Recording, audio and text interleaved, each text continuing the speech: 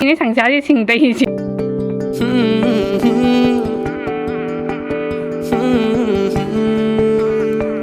Good morning mayam, anova video ama putuna ay amuka lagjare ado ngasidi breakfast ta puri ga cha ga oina tawrani aba puri se jamna toina di chadre handa kaigino haidi thau yam chaba se phatte haina ado gastric problem chu jamna akoi mama ga hopa ga oibanina adogi to ngasidi puri oina di hore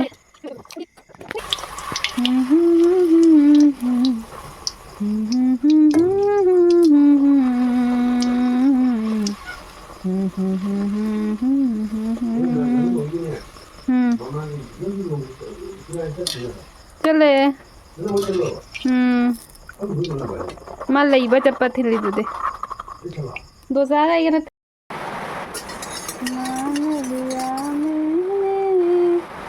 सारे साथ चालो रे त्याम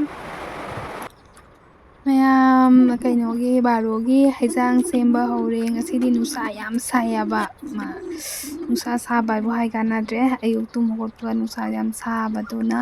ai imungda balting je ising hapaga pusalaga siga dum hinjang je fajana chamdoga seme ba pham na phen makhada kaigino haidi chakomda akoi chakomse sat jawda baina saba jam henba adugi imungda oina semba ka loirakanda aina pusalaga thongge toiba ado ai kangsoi semba loire mayam siga leire aduga ai alu macha local gi alu do soini aba local alu se pikpanina jamna soipadi matam khara kuina changni aba adugi siga phen makhada soiraga loirakanda chakumda chak thongba changdoini aba do kasanandi chu lai aina soiringaida ma masak enghanganu haye mayam mayam ngasigi mathel sigana leire kangsoy se local alu khamisembi tilhau doi mana masing sigana local alu do soina loire local alu se pikpanina ko mayam atugi maku khoktre si maku khokle ri chahi ani pharani ko doi sigana leire awa patigom sing chanam tilhau soyabin sing kasana ni je sing jamai ninge sing도 떡분이 하요.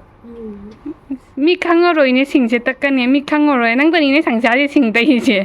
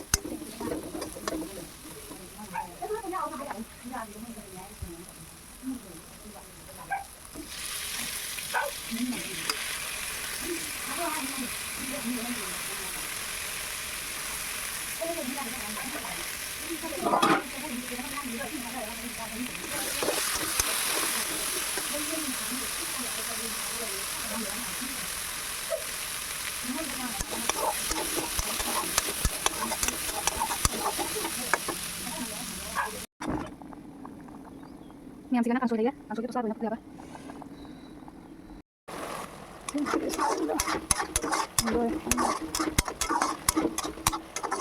saban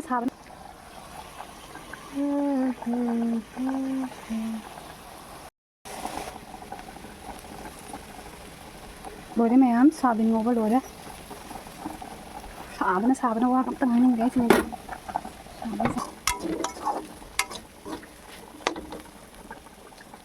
mayam kangsoy chu loire aba kangsoy se ina hawai char khatanga hapiba ko yamna di hapte kaigino aidi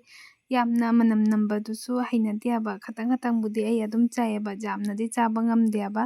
aduga gi awa phadigom ga singa hapabani na ngatanga sollaga yarani mayam kangsoy se loire hawadaba manbra mayam ai ngasi phi haujage haina khalambani adudo ai ꯐꯤ ꯍꯧꯕ ꯉꯝꯗ꯭ꯔꯦ ꯀꯩꯒꯤꯅꯣ ꯍꯥꯏꯗꯤ ꯑꯩ ꯉꯔꯥꯡ ꯅꯨꯡꯗꯥꯡꯗ ꯂꯪꯆꯥꯛ ꯂꯣꯏꯅ ꯆꯥꯛꯄ ꯉꯝꯍꯧꯗ꯭ꯔꯦ ꯍꯥꯏꯕ ꯑꯗꯨꯒꯤ ꯉꯁꯤ ꯈꯔ ꯆꯥꯛꯑꯦ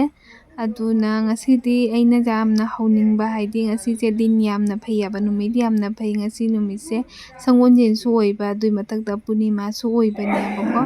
ꯑꯗꯨ ꯑꯩ ꯉꯁꯤ ꯍꯧꯒꯦ ꯈꯜꯂꯝꯕꯅꯤ ꯑꯗꯨ ꯉꯝꯗ꯭ꯔꯦ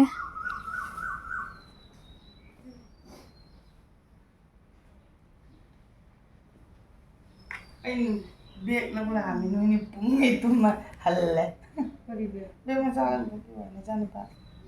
ꯇꯦꯖꯄꯨꯔ ꯆꯠꯇꯣꯔꯦ ꯇꯦꯖꯄꯨꯔꯗ ꯂꯥꯏꯌꯦꯡ ꯂꯥꯏꯌꯦꯡꯕ ꯐꯖꯅ ꯂꯥꯏꯌꯦꯡꯍꯧꯋꯦ ꯀꯩꯅꯣ ꯍꯌꯦꯡ ꯍꯌꯦꯡ ꯉꯁꯤ ꯍꯌꯦꯡ ꯆꯠꯀꯅꯤ ꯍꯥꯏ ꯑꯗꯣ ꯑꯩꯗꯤ ꯂꯩꯔꯤ ꯃꯥꯜꯂꯦ ꯂꯩꯔꯝꯗ꯭ꯔꯦ ꯂꯩꯔꯝꯗꯥꯏꯗꯤ ꯏꯃꯨꯡꯗꯅꯦ ꯀꯩꯅꯣ ꯇꯧꯔꯝꯃꯦ ꯍꯧꯒꯠꯂꯝꯃꯦ ꯑꯩ ꯃꯥ ꯊꯣꯡꯅ ꯑꯩꯅ ꯁꯨꯅꯥ ꯋꯥꯁꯨ ꯑꯝꯇ ꯂꯧꯒꯦ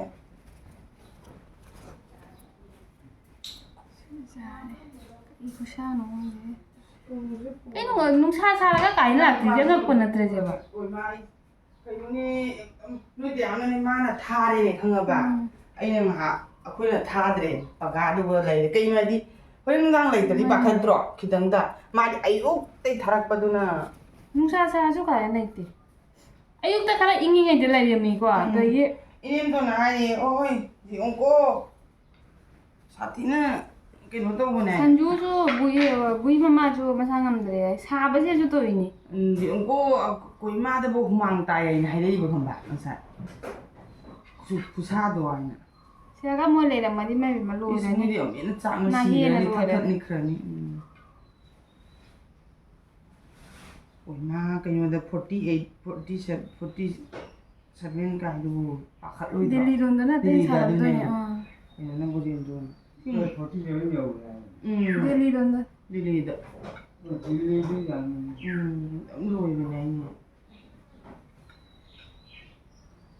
ꯔꯥꯖꯁꯊꯥꯟ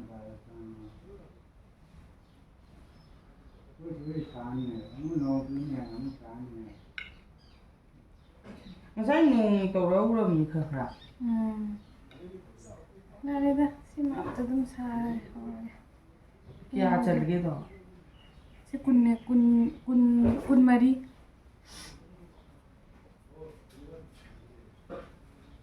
ꯀꯨꯟꯃꯔꯤꯅꯦ ꯁꯥꯡꯕꯁꯤꯡꯁꯦ ꯈꯨꯗꯣ ꯑꯍꯨꯝꯒ ꯀꯥꯞꯄ ꯑꯃ ꯈꯔ ꯍꯦꯜꯂꯦ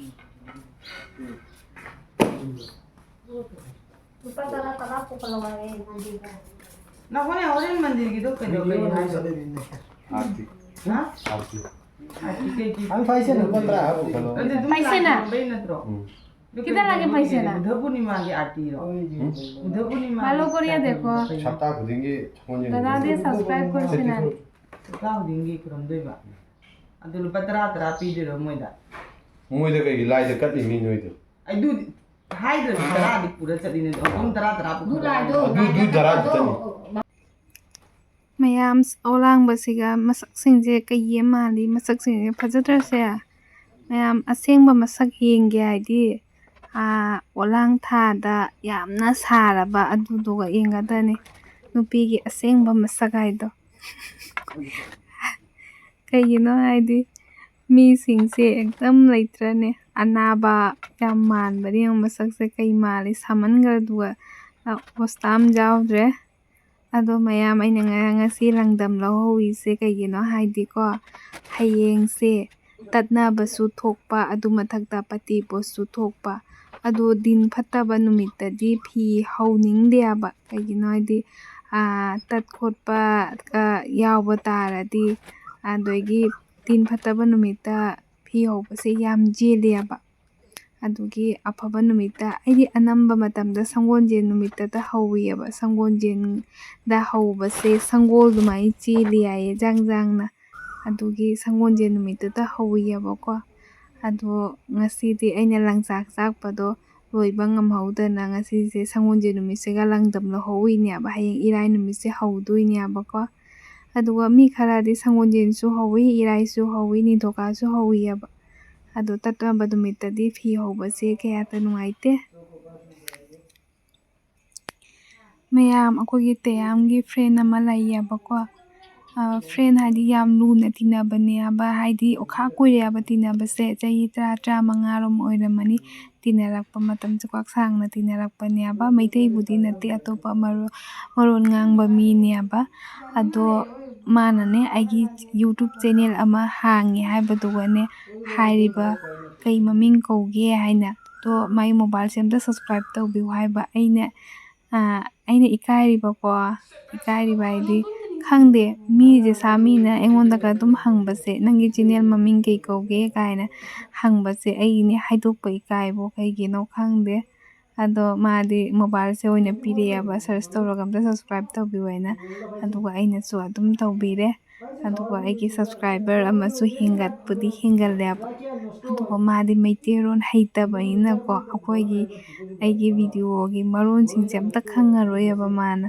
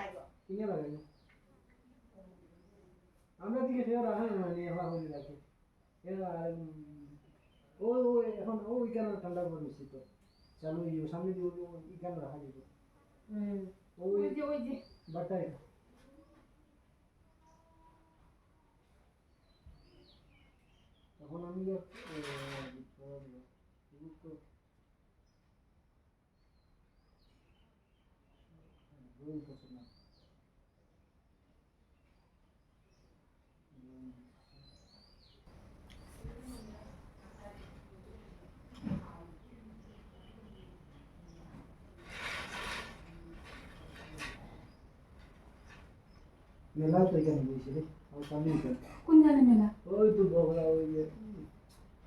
दिल सारे करा गए मात्र होती ना लेकिन पांच पर आ रहा है मेला कितना मेला गांधी मेला तो गांधी मेला में तो एक सुधवा से मैं सोच क्यों किसे वास्ते आगे तो इतना मेला यो दादा स्कूल और सामने आई और ये हम लोग भी कौन खाने महासर ओ तो पंप पास है पेट्रोल पंप सारी एक टू आगे पेट्रोल पंप सारी गया तो बहुत रास्ता डूबा रुक ना चालू ले देखी जाइए देखो আমি ভিডিও বাকা দিন হইছে মেলা ঘুরিছে না কত বছর সিজা গেছে না নিবা না আমি গান্ধী মেলা একটু ভালো লাগে না अंदर तो गैस नदी में गैस বেশি মানুষ ভিড় আছে সব বস্তু বেদান দাম আমি যাইবার মন बस भी लइबार की আমি তো তোমার তো নিজের গাড়ি আছে বিকালে যাইবে যাইবো একদিন বৌদি और কেটা কয় সব আমরা যাইবো খালি শুরু হইছে নি এখন আলো শুরু হইছে না খাস চলে ফিটিং কি পানা দাও ওরে মাপান ওটা আলে হচ্ছে টিম লাইন হয়ে যায় না টিম লাইন কত সুবিধা না মানুষ মরাই পড়ে মানুষ মারাই করে দুই তিন দিন আজকে তো আমি শেষ মানুষ বিকাল দিকে তো সেদিন সন্ধ্যা পড়ে গেছিল তো যা বাপরে বাপরে একদম দম বন্ধ তোকে বাজার যাইবার পারিস না এরকম সময় না দিলে হয় কি অবস্থা আগে আমি গাড়ি চালাইছি না কালকে তো আমরা দুইবার বাজার দিছি বিকালে ওই সন্ধ্যা সময় এদিকে আনে দিছে আর আমি গাড়ি চালাইছি পুরো বাজার করে গাড়ি করে একটা বাইক আনে নিয়ে বাজারে আইছি আর বাজার করে দিছি তো দোকান খালি দিছে দোকান সারি তুমি যে কাপড় বেচে খাইবার পাইবি দোকানে ওই ওইটা যাবে না সুন্দরও নাই কাপড়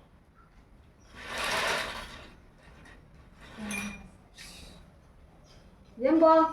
আই চালুই হ্যাঁ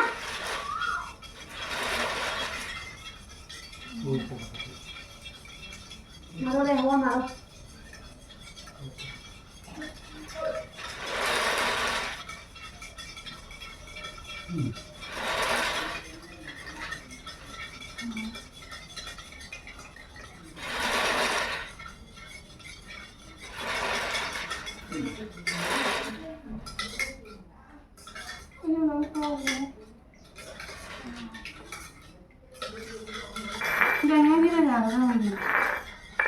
cái này cả. 수누네 로이 쫄리.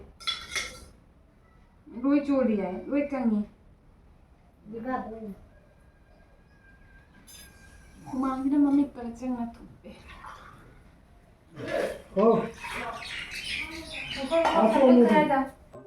ꯃꯌꯥꯝ ꯑꯩ ꯐꯤ ꯍꯧꯕ ꯈꯨꯗꯤꯡꯒꯤ ꯎꯖꯥꯂꯥ ꯅꯠꯇ꯭ꯔꯒ ꯅꯤꯝꯅ ꯂꯪꯗꯝ ꯂꯧꯕꯤꯑꯕꯀꯣ ꯇꯣ ꯑꯁꯤ ꯃꯄꯥꯟꯁꯤꯗꯤ